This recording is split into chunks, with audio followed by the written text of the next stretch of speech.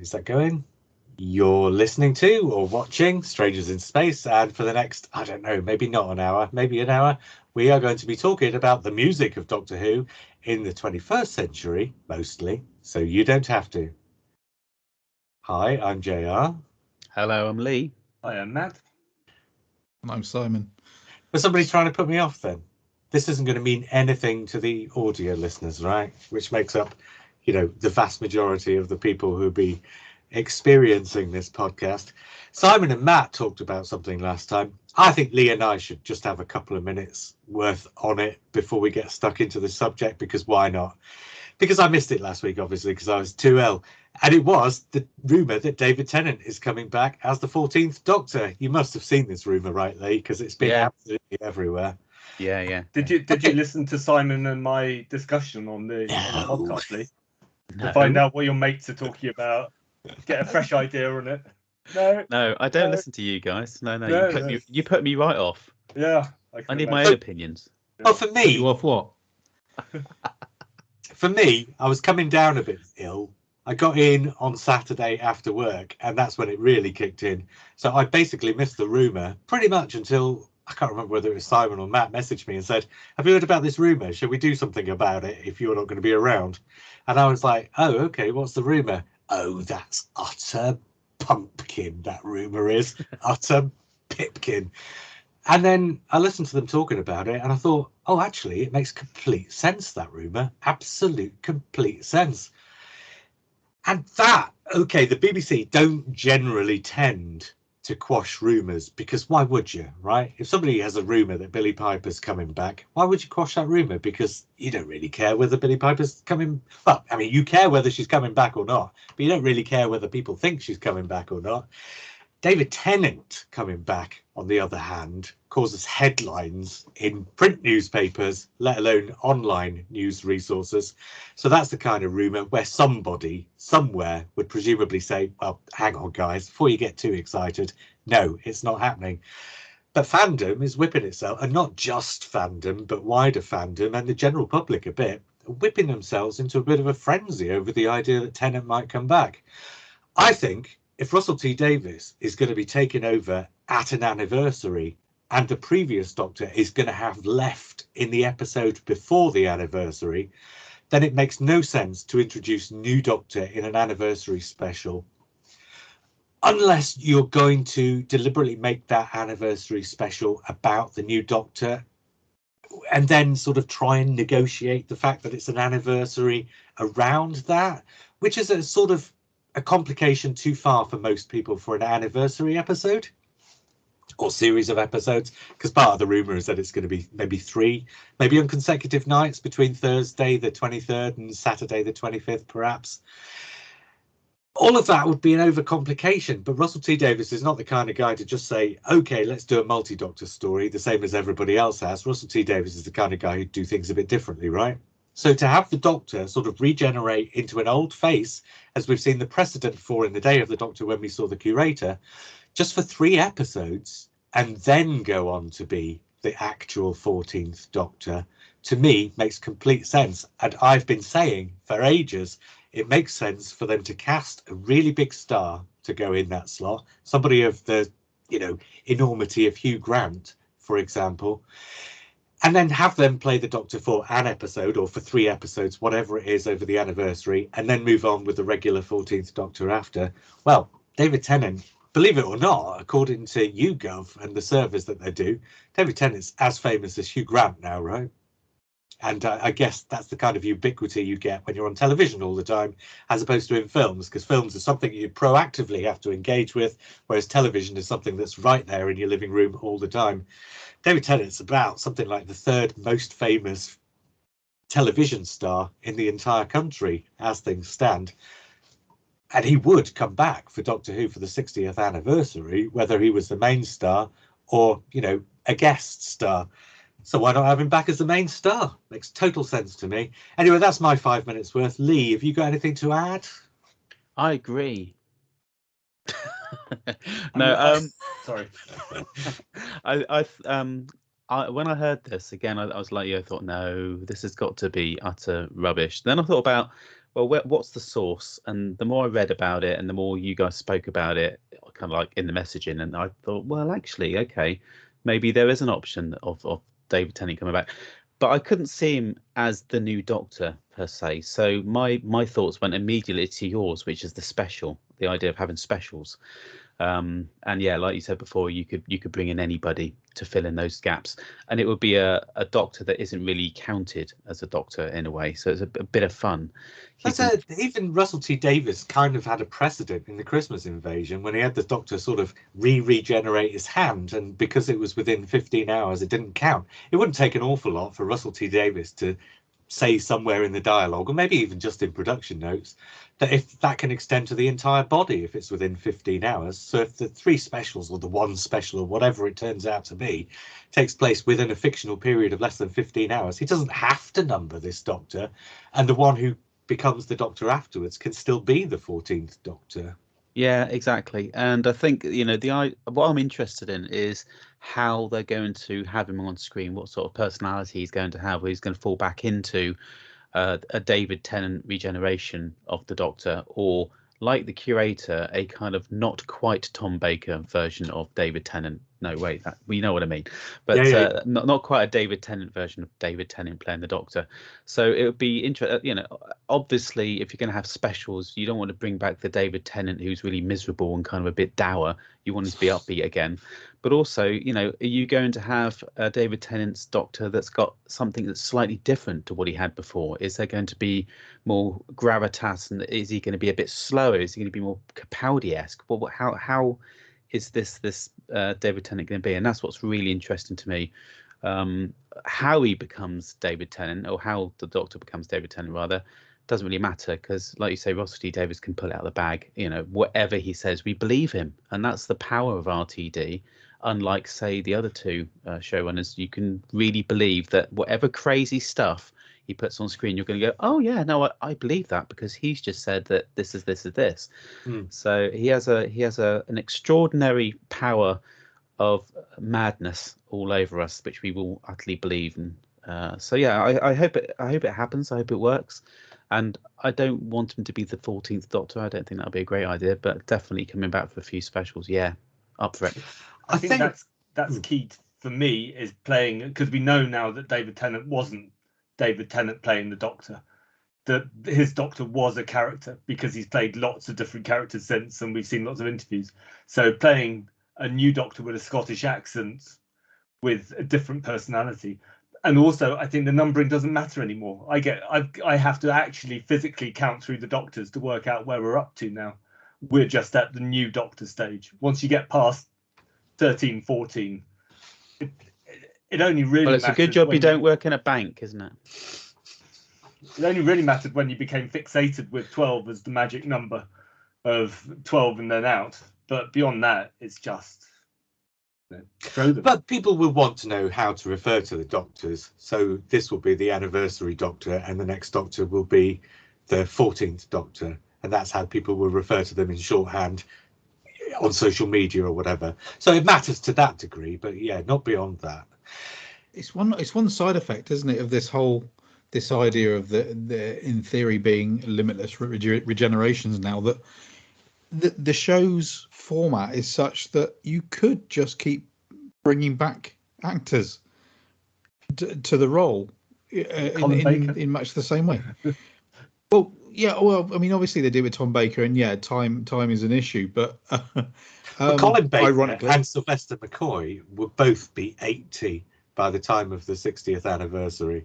So yeah, not either of those, I would suggest. Peter Davison's in his 70s already, just turned 70 earlier this Paul year. McGann, though. Paul 60? McGann could still do it. He's aging slowly. Well, yeah. People aren't aging like they used to. People, and a lot of actors are working far longer into their careers, way past retirement age. So in theory, it could just happen where the Doctor just takes on a personality and brings one back for a period of time. Well, yeah. Stephen Moffat threw the precedent out there, just obviously in order to get that cameo and make it seem rational.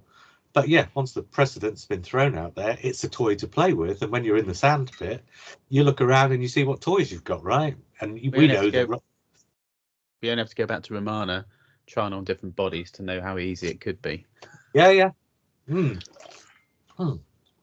it wouldn't be beyond Russell T Davies to make it a story about should you go back, and to answer the story at the end, no, you should go forwards, in exactly the same way as the Five Doctors and the Day of the Doctor both answer the question, should you go back, with no, you should go forwards.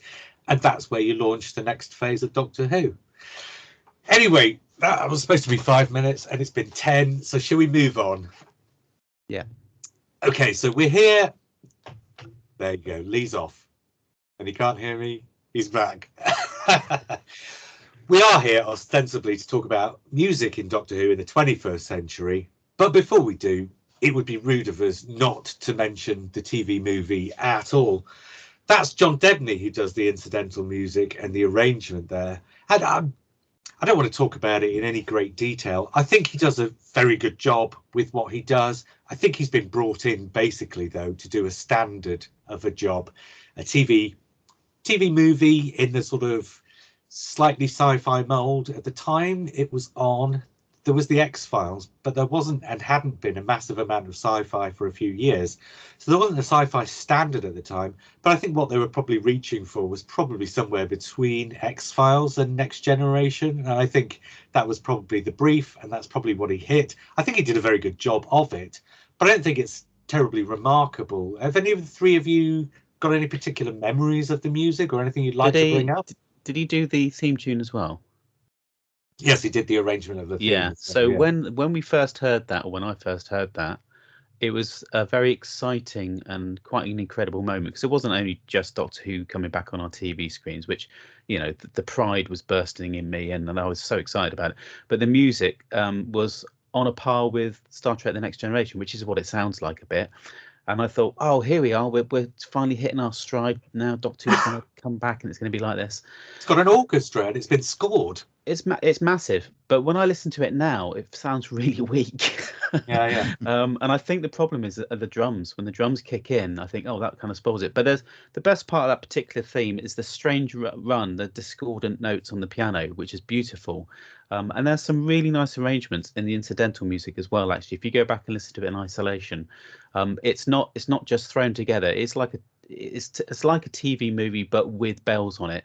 Plainly, the director, Sachs, what was his name again? Jeffrey Sachs. Jeffrey Sachs had an input somewhere. He must have spoken to him and said, look, you make sure you put these little key moments in. But it feels fun and playful in a lot of places, and typically crime orientated in certain places when you had those crime TV shows on in the 90s. So, for instance, when Sylvester McCoy gets shot, so you have all these moments, bits of brass and whatever. It's quite, so it's quite typical in some respects, but it's also not quite, but a bit experimental and a bit daring in others, I suppose, for something like that. It's okay. It's good. It is interesting as well in as far as the that record that the Doctor's playing in the TARDIS. So that song becomes part of the narrative, and that lovely bit where the record jams is really effective. I called out your name. It's called by Pat Hodges. Yeah, and it's such an effective. That was such an effective moment for me. I added the record player into my short story for Seasons of War, which if you want to go and read it, you can't. So there we are. Okay. That's rude. Sorry, you can't. Right, yeah, that's right. No, you can't. You literally can't. I just got it. But you can read Matt's book, apparently. Matt's the book? Apparently, Matt's got a book out. Don't know. So what I thought of the music, when I heard it, I thought like Lee, I thought this is exciting, this is rich and deep, but actually it's dated more than the old Doctor Who music, because it's done like the X-Files and Star Trek, and it's done in that big orchestration, and it loses all the mystery. There's still a mystery to the original music and to the 80s music, because often you can't tell what instruments it's being played on, and it's a bit sort of it's dated, but it's futuristically dated. So it's sort of the 1960s is now that kind of idea of the future in the 1960s is kind of timeless now, weirdly. And I Whereas think orchestras in the 1990s are a bit sort of orchestras in the 1990s. And I think you get some of that back with Murray Gold. We'll get there. Just before Doctor Who came back, and when I say just before, I mean 2 or 3 years before, we'd had Reeves and Mortimer in their version of Randall and Hopkirk Deceased, yeah. And the music for that was it David Arnold? I think it was David Arnold who did the music like David that. Arnold. And that was very heavily influenced by the Spy-Fi stuff of the 60s. So he was doing a sort of modern take of that very 1960s Spy-Fi thing.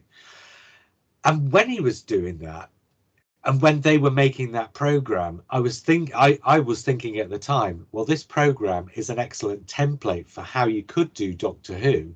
And I didn't really think that extended to the music necessarily, because it was so heavily rooted in the sort of post-Bond thing.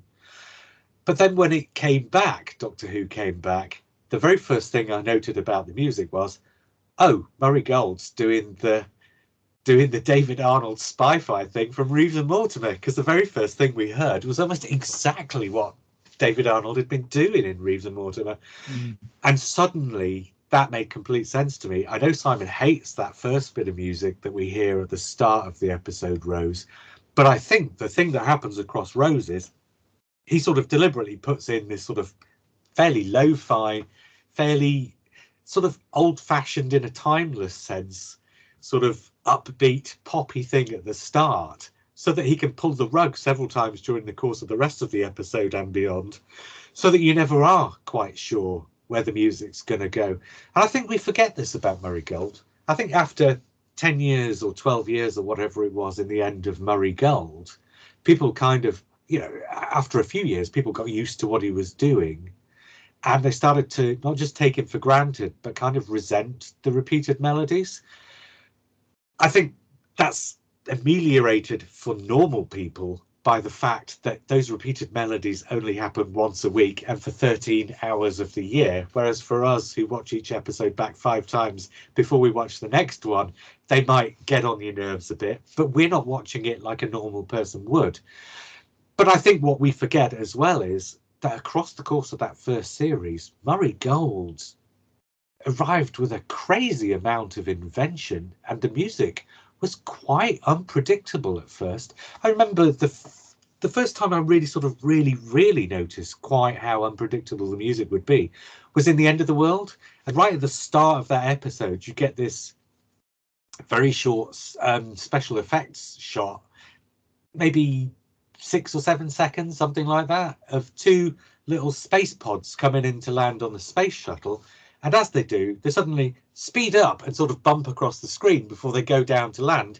And the music does a little waltz around them.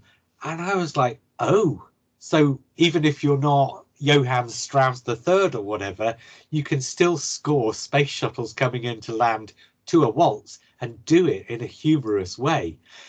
And I think that really set it up. So between that and the and all the other stuff as well, Murray Gold really extended the palette of what Doctor Who could be by quite a distance there. It's interesting to bring up David Arnold, because I was very much of the mind that Murray Gold was in the mould of David Arnold, and David Arnold's work is it does tend to be on the verge of kind of not pastiche, but do you know what I mean, with his Bond themes?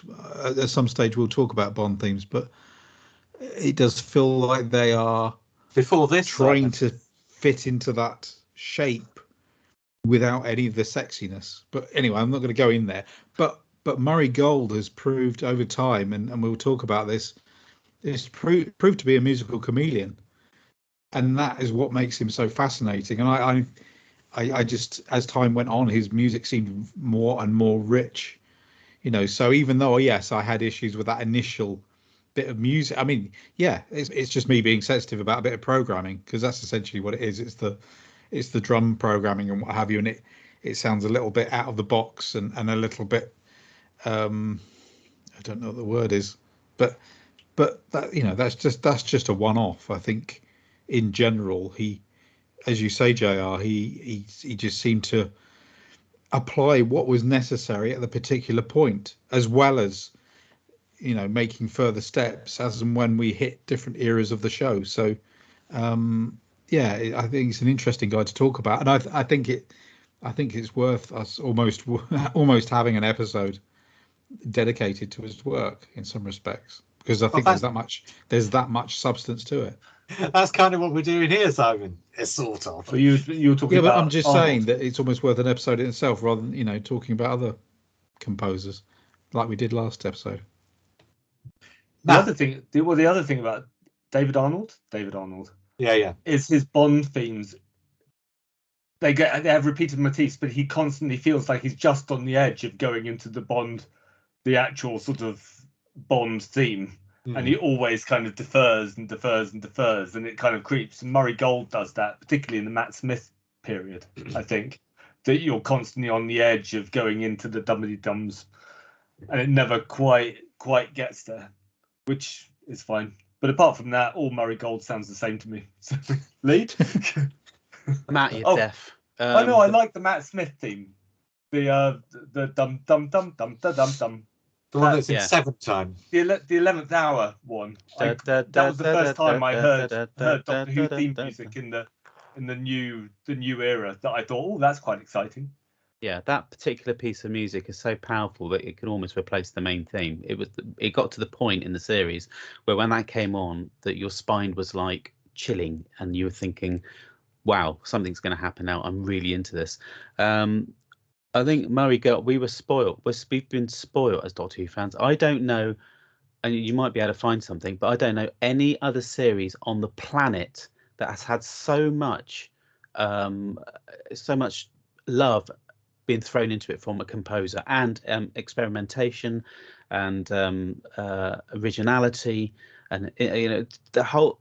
We have been spoiled. The whole palette that you look at over the how many other flipping years he worked on the show is unbelievable, and you can listen to, even near the end of his tenure where he'd pretty much exhausted all ideas, even then when you listen to that, I can't hear anything on television that's as powerful or as good as that.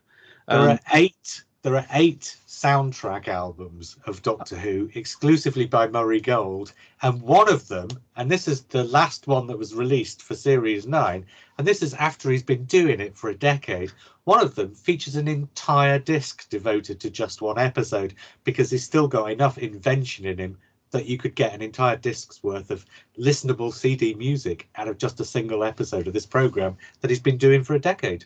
Exactly, and like you said, somebody said that, you know, his influences are, you know, David Arnold's has got a bit pastiche to him. Yeah, he takes on the Bond stuff, but he's lost the sexiness. With Murray Gold, all he's doing is using a theme. He's thinking of a particular type of era or particular type of thought process going on in the plot or whatever, and he'll pick on that and he will expand it. And sometimes you get things like the, you know, the dum dum dum dum dum dum dum dum dum dum dum dum. I love that, by the way.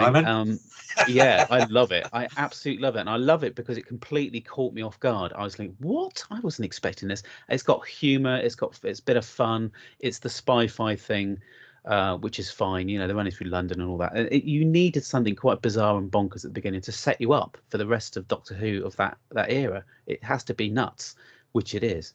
But then you get to Cassandra's Waltz and things like that, and they're beautiful, absolutely gorgeous pieces of music that completely sit in with what's going on.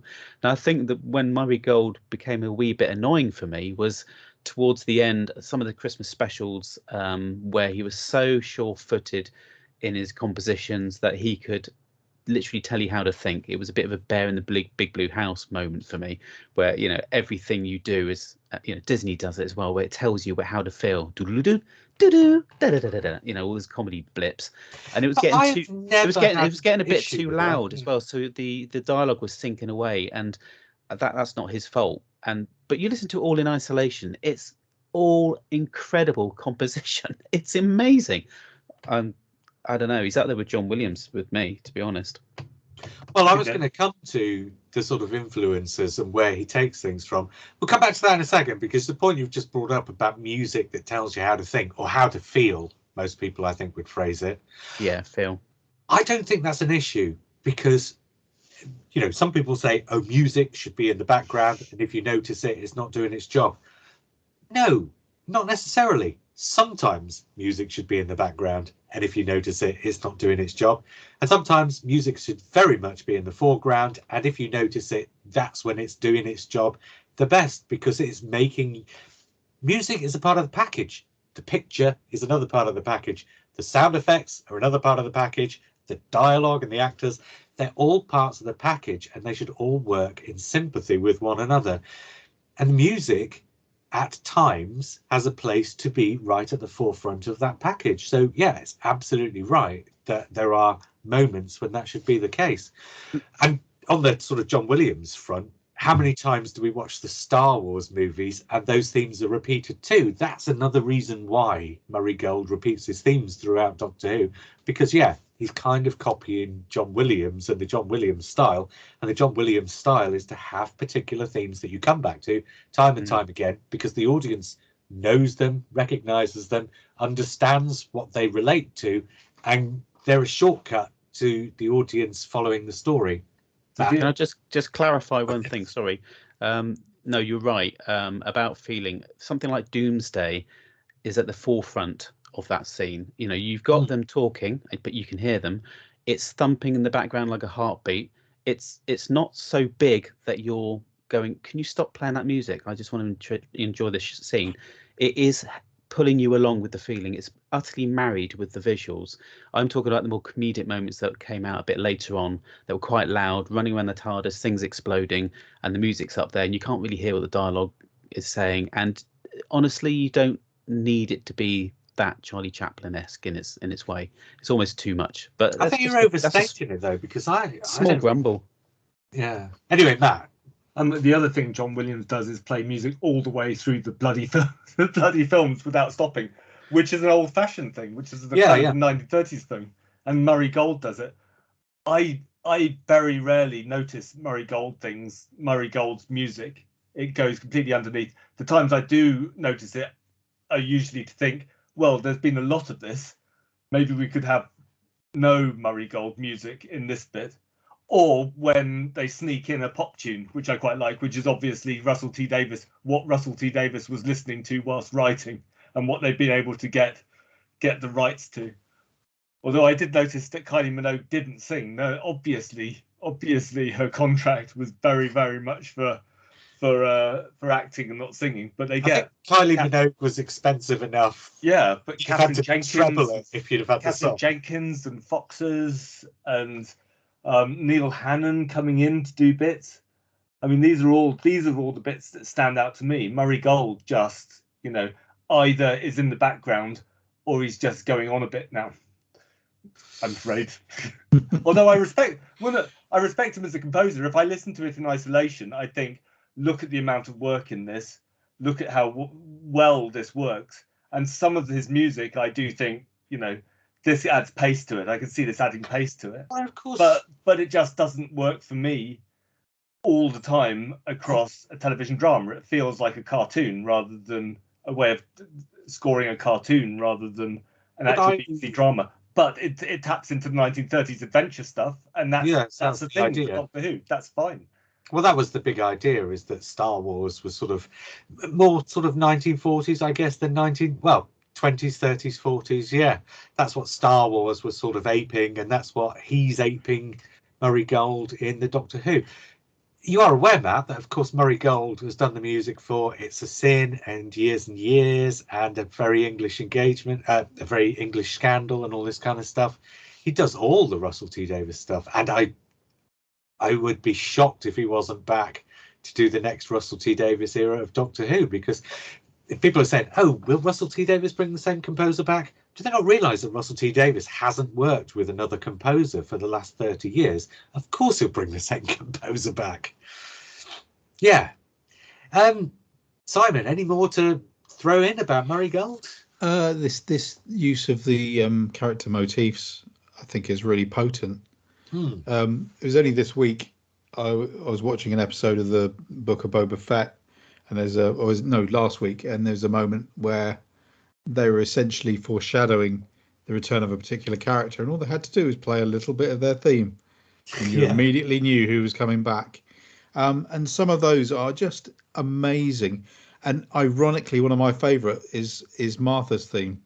It's really good, and it's slinky, and it's sexy, and It's kind of jazzy, isn't it? and it's kind of jazzy, yeah, and it's really good. And it's we know me and me and Martha.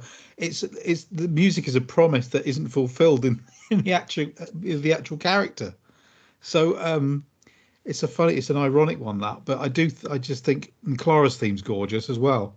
Yeah. But that kind of tied in with her whole story, you know, the thing with the leaf and all that sort of thing.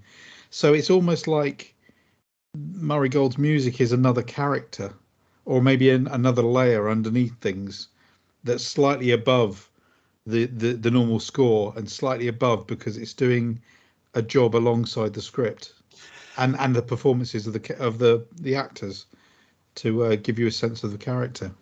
When Russell T Davies was in charge, the music that Murray Gold was doing was kind of a little bit more day glow, a little bit more obvious, a little bit more in your face.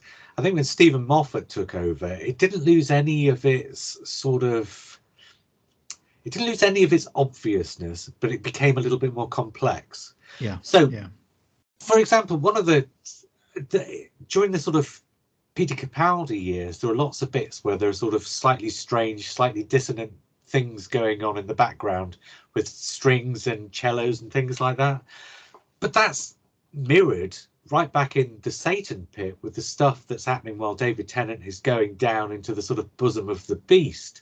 So it's not like Murray Gold reinvents himself, but I think what Murray Gold does as time goes on is he sort of adds in a lot of subtle complexities that give the music even more texture and even more of a dimension than it had before. And I think the journey across the period from start to finish is it's a bigger journey. It's more of a journey than I think we give him credit for, because at the end it's still recognizably, I think, the same composer as it was at the beginning. But if you actually played, those soundtrack albums I was talking about, if you played the first one next to the last one, I think you'd feel quite a significant difference between the two at the same time as recognizing it. What you might feel is that you've got a young boy with all the tools and all the instruments and a big studio doing what the heck he wants to do in the Welsh choir, and he's got all these ideas and all these brilliant he can go anywhere with it. The melodies can be crazy. He's going to be writing for something in the Roman times, something else, another medieval, whatever. So he's got the pick of the crop of themes, and he can do anything he wants. By season 9, it's almost like the term is matured, isn't it? Yeah. I don't really like that term, because I quite like the young Mozarts. I like the crazy punk ass kind of, let's just throw all things against the wall. I like the mature stuff. I don't, I like Lincoln by John Williams, but I prefer Star Wars. So it's, do you know what I mean? It's that sort of thing. I think there is less. I mean, even Peter Capaldi's Doctor theme is beautiful. I saw it live actually at one of the proms, and it is beautiful to listen to, but it doesn't pull you in like the other themes of the other Doctors, or Martha even. But there is a maturity. There's a difference. Definitely, you can see him change the way he does his compositions. By the end of it, it's much more cinematic. I like Murray Gold, but he just has too many notes. If you could just cut one or two out, it would be perfect. The funny thing is, going back to the conversation about how it developed, when he does the first series, he doesn't have the orchestra. He's doing it all with samples and, sound cards and stuff like that. And then when he does the soundtrack album for the first series, those are all re-recordings with the orchestra, because at the end of that first series, they said, wow, look at what this guy can do. Imagine what he can do if we give him an orchestra. And when they give him an orchestra, what he does is he records lots of motifs and melodies, and he records them all to sound cards so that he can mix them afterwards and take those bits and put the bits together in different ways. So yeah, he's a jigsaw player, and he's a very inventive one, but it takes a certain kind of a brain, I think, to know how to record all those bits separately such that you can put them together in different ways afterwards. Because let's be honest, Murray Gold doesn't spend 6 hours in a studio with a full orchestra every week for Doctor Who. He does the whole thing in a, probably 2 or 3 days at the start, at the start of the process, and then uses what is recorded throughout the rest of the process afterwards. And I think that is another example of how as Lee says, how he matures across it, is that the stuff does get so much more complicated by the end, the arrangements and that he is able to learn every time he does it and develop every time he does it, so that the whole process is one of learning and developing and growing as an artist for him. And I do think his work when he comes back. Working across the three Doctors, it does feel like a trilogy for him, though, doesn't it? Because there is a gear shift between. I remember at the time when Matt Smith started. I mean, there was a conversation, wasn't there? Loads of people saying, "Oh, it's exactly the same as it was before." It really wasn't. It really wasn't. Direction, the way it was filmed, and the music, the gear shift there. It was like Star Wars to The Empire Strikes Back, where you get themes like the Imperial March coming in, and it's that bit more gritty, and it's got that bit more gravitas, and then for Capaldi, but for some reason I can't remember Capaldi's themes quite the same, apart from Clara's theme, because that kind of transferred across. Yeah, Clara's theme is much more recognisable and stronger in melody than Peter Capaldi's more whimsical kind of, because it's echoing the whole philosophical debate with Capaldi's Doctor about whether he's a good man, and that's that you've got the kind of the ping ping ping ping ping. It's very very kind of spacey and ethereal. It's really an odd theme tune for him, I think, but especially as he develops into something different throughout the series. It's probably down to that Capaldi stuff is probably that slightly bit less melodical, which is why I can't quite remember and pick up on that stuff, which suits his Doctor. Yeah. Very much so. Would we be happy to see him back if he did come, assuming he does come back? Oh yeah. With Russell, yeah. Because like I say, I assuming that he does come back, having been away for half a decade, he's going to come back with something different, right? Yeah, he'll be a different composer. He's done a lot more since Doctor Who and lots of different stuff. And yeah, I mean, I'm liking what Segan's doing at the moment. I'm sure we'll talk about that in a sec. But I think I'm about to segue into it now. We'll Segan way into it now. What? Matt, would you like to see him back? Would you even have an opinion on it? Yeah, sure. Well, I didn't notice that the music for Empire Strikes Back was different from Star Wars. I just thought it was the same thing, same stuff going through, which is what links all the films for me. Yeah, sure. I'd like to see what else he can do with the theme music, I guess. That'd be interesting. I don't think I'll be able to tell the difference that much. I liked his the music from Musketeers. I've never really watched it that much, but I like the theme tune for it. So Matt, I'm really confused. Matt, you listen to every single piece of music by Bach in order, in one go, right? That if anything Not sounds really. if anything sounds samey, it's Bach, right? Yeah. Can you remember any of the pieces, or was it just one big ambient trip for you? No, I can remember bits of Bach. Yeah. So why is that any different to Murray Gold? Not. It's not a poke at you. I'm just want to get in your brain. It's not, but Murray Gold's not Bach. No. and Bach isn't. I'm not watching Bach overlaid with a drama with dialogue and action and various things going on. All right, fair enough. If I'm watching television or film, the soundtrack, the music isn't the first, second, or third things I notice. I'm quite happily involved in the narrative and the camera moves and the direction and the emotion coming out of it. And yes, the soundtrack can help with me feeling emotion, but I don't need it. I've seen films without any music behind it at all, and I still have got the emotional kick. But and there we have it, though, Matt, dear BBC, save your money Matt doesn't want an orchestra. I personally get swept away by the music of the narrative. But there we have it, Matt. I think you're probably representing the vast majority of the audience, where they won't consciously think about this stuff. That's true. But it's only because we're that bit more, probably analytical and music heads and a bit more nerdy and about it that we do pick up on it. Simon, So, would you like to see Murray Gold back? of course. Yeah. Of course, and I would be very disappointed if he did the same thing again. And I don't think he would, because I think he is an artist, and therefore he makes the job interesting for himself by changing it and changing it up. He's worked in so many different ways with different technologies, and like you say, originally programming and using sampled orchestras to create the sound, and then we're moving to a real orchestra. But it didn't stop him coming back to that technology and using samples and all manner of things and instruments. I mean, he's a instrumentalist. Instrumentalist. Instrument. That's the word. Yes. So he will make it interesting for himself and assume that will then transfer to the finished product. So yeah, I would love to see him back. Sure. Yes. Segan then.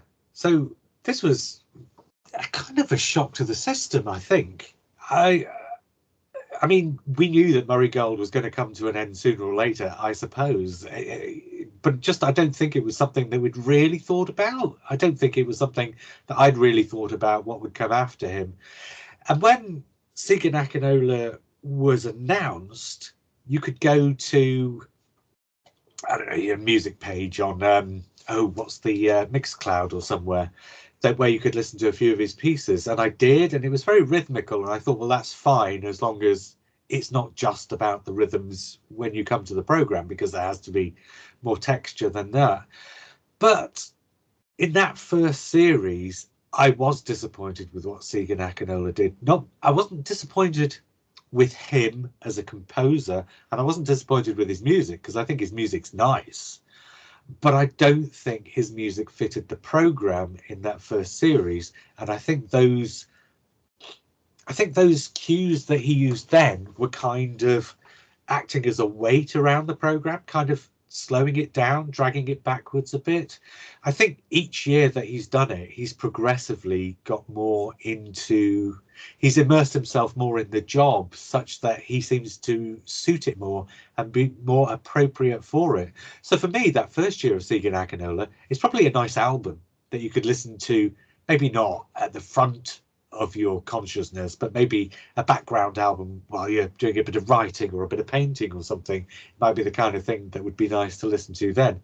The music he wrote for Flux, I thought, was a lot more in the style of something like, not quite a John Williams, but maybe, I don't know, Jerry Goldsmith or something, influence over a slightly more rambunctious and programmed underbelly, such that I think he, by the time of Flux, was coming up with something a bit more unique that was a much more suited to the style of action adventure program that Doctor Who needs to be. So yeah, I think Segan Akinola has very much come into it, and actually I think it's kind of a shame now we won't get a fourth series for him, because for me he's just hitting his stride in terms of getting it right. So I don't know, going back around, I guess, I mean, you're nodding at me, but the people on the audio podcast can't hear that. But Simon, how did Segan Akinola work for you? And am I right about his trajectory? You're right, it didn't work.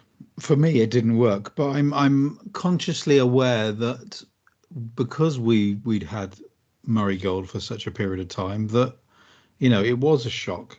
And I was very conscious that maybe I was missing an emotive element to it that didn't necessarily have to be there. If it had been the very first series of Doctor Who and we'd had that music, would I have accepted that in a more, an accepting way? It was very percussive. It did lack any kind of real theme. And I wasn't sure that his personality was coming through in the same way Yeah. because it did feel like Murray Gold was like the fifth Beatle. He was the George Martin of Doctor Who. So when how do you say his Christian Segan name? Akinola. Segan came in. Yes, I reveled in the fact that it was something completely different and it was trying something different, because that's what the show should do. It should progress. But it was just the fact that it didn't seem to add anything. And as you were saying, a lot of the percussive rhythmic stuff seemed to be just bubbling along in the background, almost like he pressed the button and walked away again. And I was listening for it to I was waiting for it to be more organic and to start reacting to what was going on the screen, and it didn't seem to be doing that. Because a program it's not like for me Doctor to Who, tell him his job, you know. Yeah. So A program like Doctor Who needs to change pace mid-scene, needs to change tempo as it moves. But the trouble with programmed music is, almost by definition, it can't. So it'll start faster than the pace of the acting, and it'll end slower than the pace of the acting if it stays at the same pace throughout a scene that speeds up during the course of the scene. And for me, I think that was the issue. You can't just do that by layering on more instruments or whatever. but You also have to do that. Yeah. I do feel that Chris Chibnall had a vision of what he wanted, and he wanted to Yeah. transfer some of this style that was going on with things like Broadchurch and bring that to Doctor Who. And great as an experiment, but I'm not sure, for the same reasons you're saying, I don't think it works in quite the same way, because we're talking technically Saturday evening entertainment television, you know, adventure, science fiction adventure, and we're taken into the environment of these gritty, almost cold, emotionless dramas at times, you know, where they're going to dark places with people doing bad things to each other. And I don't think that's necessarily what Doctor Who is. So I don't know. Lee. Well, unless Matt, you look like you've got something. I've got something to say. It I'll strikes come me back to that Lee, sorry.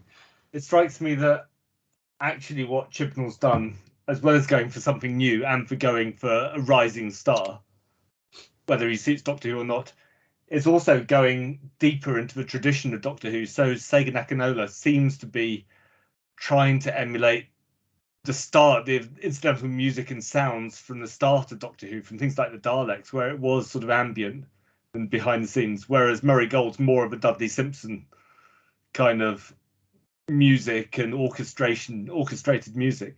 But that kind of ambient sounds, that's kind of what that's the final complete reaction against the TV movie. It's the complete reaction against this kind of X-Files, Star Trek orchestrated music cues going through. It's going to this ambient, heartbeaty kind of rumbling somewhere behind the scenes, whether that works or not. Well, we did talk when Chris Chibnall took over that it looked like he was sort of trying to replicate in a sort of very modern fashion what was going on in the very first season of Doctor Who back in 1963, and that does fit with what you're saying. Yeah, and it does seem that he recognized the power of Doctor Who when it first started as being weird and kind of timeless and something recognizably initially set in the modern day, but then instantly goes to another place. And that's what Chibnall does with the visuals, with the way it looks, but also with the music. He brings the music in, and I preferred the theme music to Capaldi's last theme, to the Capaldi theme. I thought the theme music was a lot more successful. I think Murray Gold kind of bobbity bomb. I think Murray Gold ran out of inspiration for the theme arrangements for sure. Kev McCulloch's still around. He's still making music. You just have to knock on his door. Well, interestingly, when we were talking earlier about this idea, you know, when the Murray Gold went from a sampled orchestra to having a real one, who's to say that Kev wouldn't have sounded 10 times better? Well, he would have sounded 10 times better with a real orchestra, rather than all that synthetic stuff he was using in the 80s. And the middle eight, as soon as there was one moment, so you didn't hear the middle eight with Murray Gold's theme until I think the Christmas special or something like that. And as soon as you hear that, that's when I mean, the TV movie starts with the middle eight, which I think is overdoing it a bit. It kind of reduces the impact of that kind of the twiddly bit. But as soon as you hear that twiddly bit that's suddenly introduced, you know you're watching something special, and that kind of lifts things. I think the point with the TV movie, just on that point, is that the idea to come in with the middle eight was so that you build up to the ooey-oo, the ooey-oo being the bit that everybody's waiting for, and that generally being kind of at the start and at the forefront of the theme arrangement. But by building up to it, you make people wait for it. But yeah, you're right. It does, to our ears that are so inured in the original arrangement, it sounds odd. But also the original arrangement, the diddly dums build up to the ooey-oos. Well, they do, but not for very long. Yeah. No, but just enough. I mean, it's a short. Yeah, I suppose it's a short arrangement. But the whole point of the diddly dums is to sort of build you up to do ooey-oos, and then the middle eight is kind of like extending it for the. Can you just say about the diddly dums and the ooey-oos again, Matt? No. I think I've done that now. Lee can talk about Sega Nakanola now. Well, the Diddly Dum podcast should change their name, I think, to the ooey-oo podcast. The Who Are You podcast. The Who Are You, yeah. Ooey-oo. It's like a fight in Liverpool. I think everyone who's on this podcast so far has been completely correct. I feel about this. I agree with everything that's been going on. It is an interesting thing. What I would like to know a bit more about, which I don't know about actually, is how he was composing. Whether he was composing in isolation with a bit of a script, or whether he was given the rushes, or whether it was a completed thing sent to him and he put music to it afterwards. I don't know how he worked, because what it feels like to me is exactly what Simon said, where he's pressed play and he's walked away because he doesn't quite know, he hasn't been given the cues, or he hasn't been given the cuts or the edits. And it's not just up to the composer to do the cuts and the edits. He needs to be talking to the directors, the showrunner, to say, oh look, if I run this music through where they're running through the forest, and then they stop and they're in a cabin, and then they run again, what I want to do is have running music, cabin music, and running music again, not the same boom boom boom heartbeat music all the way through the three scenes, which then takes out the complete punch of whatever you're trying to do in the pace or the beat of the visuals, which is what was going on. Now, in isolation, like you guys, why have you got hammers and screwdrivers? There's something going on here. Like you guys, in isolation, I've heard this music many times. You can get it on Naxos Music for free, by the way, and I've listened to it and I absolutely love it. But it has taken so many listens to really get my head around remembering it. So like JR said, I've used it for reading and studying and researching and whatever. And that's not what you want from something like Doctor Who, where you've got, the change of Doctor Who was so massive, like we all said. And when we saw the picture of the Doctor looking like the Little Prince or whatever, it's all quite fairy tale looking, that picture of her in the TARDIS in a long coat, and we were like, oh, this is going to be very different. And when you hear the music, you think, oh, this is going to be different. It might be ambient, it might be gritty, but it isn't, is it? Because she falls for a train and starts shouting at people and running around, and it's all comedic. But you can imagine Segan just going, oh, I was told it was going to be something else. Sorry, I've given you this. I would suggest the way he writes it is that he composes, in terms of how you do it with a programmer, he composes the rhythms and composes the melodies that go with them ahead of getting the actual episodes. And then when the episodes come, he takes the bits that he's put into the computer and arranges his compositions around the episode. I'd suggest that's how it feels like he does it. I've no idea. I can't claim to know what his process is, but that's how it feels to me, because that's what you get on screen, is the idea of a rhythm that's pre-composed, that's added into the scene in the sequence so that it tops and tails where it needs to in the sequence. But yeah, without that sort of variety that you need to get through a sequence or a scene where you have changes of mood and changes of pace. So you miss out on the changes of mood and pace, and you just get a variety in, I don't know, the density of the music. I do feel that I don't think I'm maybe need to listen more intently to the scores in isolation, because I don't feel like there's a unique voice going on, because a lot of his stuff sounds very similar to stuff I'm hearing in music. A lot of the Clint, the guy who used to be in Pop Elite itself, what's Clint his name, Lee? Mansell. Clint Mansell. Yeah, his stuff is it's almost more like an oral sculpture than a score at times.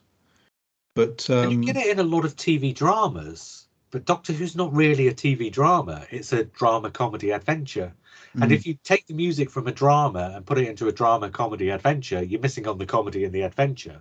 Yeah. And that's what I think Akinola gets in the second series, and definitely in the third series. He finds those other.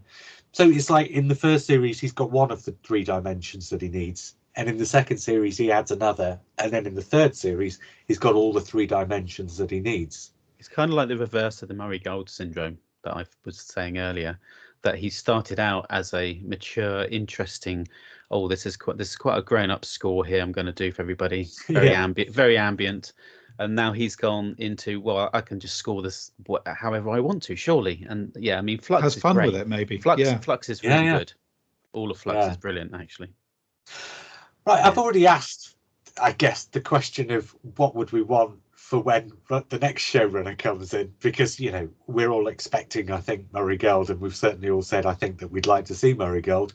So instead, I'm going to leave with a different question, which is, can we name our favourite arrangement of the main theme in the modern era of the series? Because there've been something like 6 or 7 different arrangements of the main theme.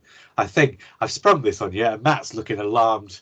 I don't think he necessarily wants to choose one. I'll throw my tuppence worth in then to give you something to think about before I ask any of you. I like the first Matt Smith one. I think it's sort of got this sort of rackety feeling on. It feels a bit like a sort of slightly punky, new wavy version of the theme, with all the sort of subtleties of the arrangement that he did with the Russell T Davies thing, but it just feels like it's been done by a bunch of sort of slightly post-punk musicians. So I sort of love that sort of rackety quality that it's got going on there. I don't know, Simon, have you got one?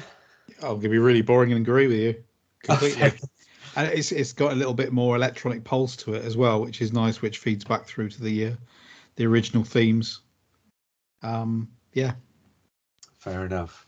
Matt, how about you? Would you like to nominate one or not? Yeah, I'll go with that one. Well, by process of elimination, the Eccleston Tennant one I find a bit boring and a bit too similar to a bit too it honours the original a little bit too much. It doesn't feel different enough. I don't like the Capaldi one because it's got a sort of squeaking. Yeah, the UBUs are really squeaky, and that's off-putting. I don't mind the Jodie Whittaker one. The sort of whoop bit at the beginning I quite like, but it doesn't really go anywhere. So it's got to be the early Matt Smith one. Lee, are you going to give us a full house, or are you going to choose something different? Different. The 2005, the original coming back of Doctor Who, still smashes it for me every single time. It's massive. It's massive. The whole sound is massive, and it trounces over that 1990s theme quite nicely. Is JR about to say that you're wrong? No, I was gonna put the distinction in that he adds a guitar to it about halfway through. I think with Voyage of the Damned, or around about. Yeah, that's right. Yeah. Do you prefer it with or without? Without. No, the first original, from 2005. But I really like Segan's. Sorry. Yeah, I have his to say version's that's really my good. favourite thing he did for the series. Is that because it was odd, it was strange. It's quite similar to. It's more of an upbeat version of the David Arnold version for the Big Finish audios for the 8th Doctor. Right, guys, we are coming up upon our 10th anniversary of podcasting.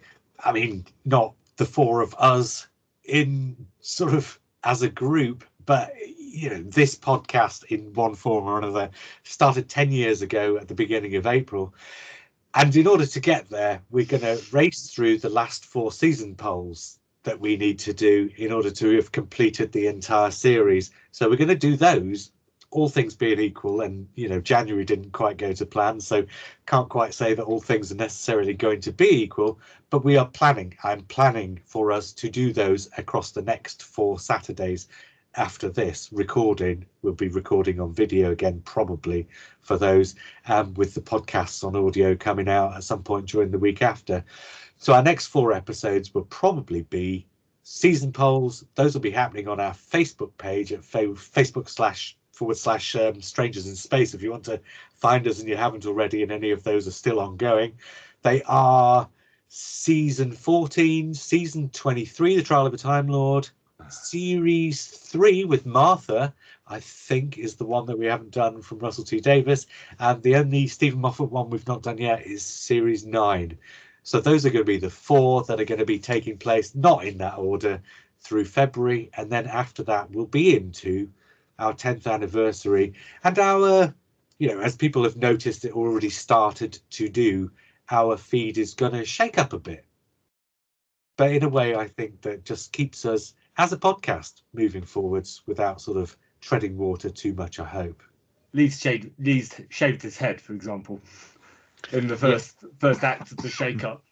Yeah, well, the audio lovers won't be able to actually hear my head being bald, but just if you're listening to in this, fact, most people don't even know what I look like. If you're listening to this and can't see Lee, I'll give you a clue as to what he looks like, and it's sat on a wall, had a great fall.